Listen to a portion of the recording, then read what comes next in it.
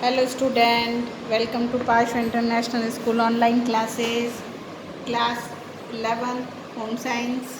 अपन ने कल पढ़ लिया था गर्भावस्था के लक्षण क्या है ना। गर्भावस्था में अब आता है गर्भावस्था की अवस्थाएं। 9 महीने में जो अवस्थाएं होती है उसमें सबसे पहले होता है बीजावस्था। इसके अंदर अंडाणु और शुक्राणु मिल जाते हैं और 2 सप्ताह तक ये प्रक्रिया चलती है। आंतरिक भाग में निरंतर कोशिकाओं की क्रियाएं चलती रहती है और इस कारण कोशिकाओं की संख्या में तीव्र गति से वृद्धि हो जाती है।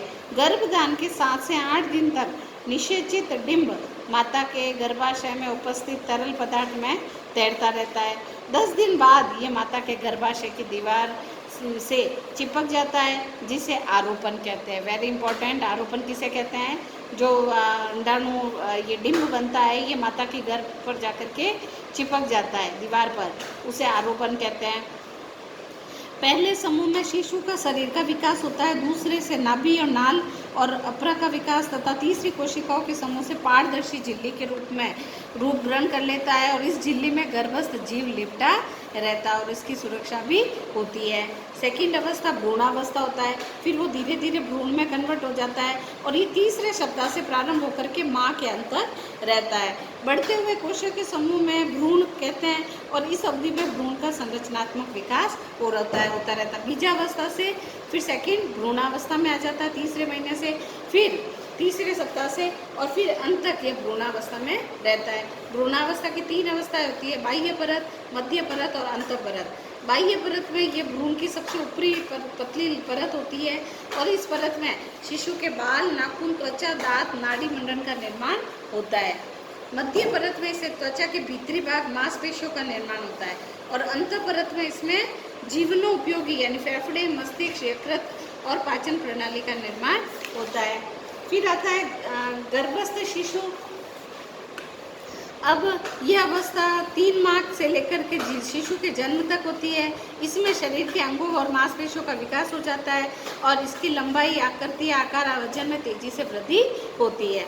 फिर आता है तीसरा माह। अब 3rd मंथ लग गया है। तीसरे माह में शिशु छोटा, मोटा, अर्धवृत्त के समान दिखाई देता है, रीढ़ की हड्डी बनने लगती है, शरीर लंबा हो जाता है और माह के अंत तक हाथ और पैर भी बनने प्रारंभ हो जाते हैं। गुलाबी रंग की त्वचा बनती है, सिर का विकास शरीर के आकार का 1/3 भाग होता है, गुर्दे कार्य करना शुरू कर देते हैं। इसी माह में चेहरे भी बनने लग जाते हैं, कान, आँख, पलकें बन जाती है, हाथ भी अधिक लंबे होते हैं और लंबाई 6 से 8 सेंटीमीटर और वजन 3/4 है ना लगभग हो जाता है।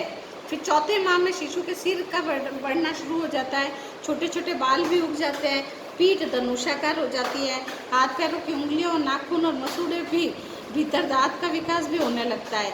लिंग निर्धारण भी इसी माह में होता है कि लड़का है या लड़की, ये चौथे माह में पता चल जाता है और माह के अंत तक आंतरिक अंग अपना अपना कार्य करने लगते हैं और लंबाई 11 से 12 सेंटीमीटर हो जाती है और वजन 100 से 110 ग्राम हो जाता है।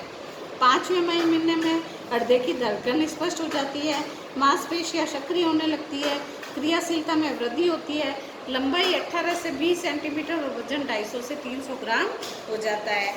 6 माह में त्वचा कोमल और रोए उगने लग जाते हैं, शरीर पर सफ़ेद क्रीम जैसे चिपचिपा तेलीय पदार्थ इकट्ठा हो जाता है और वर्निस, जिसे वर्निक्स कहते हैं, माता के शरीर को अंगों का संचालन का अनुभव होने लगता है। शिशु की पलकें अलग अलग हो जाती है, सिर का विकास तीव्र हो जाता है और माह के अंत तक 30 से 32 सेंटीमीटर की लंबाई और वजन 600 से 750 ग्राम हो जाता है।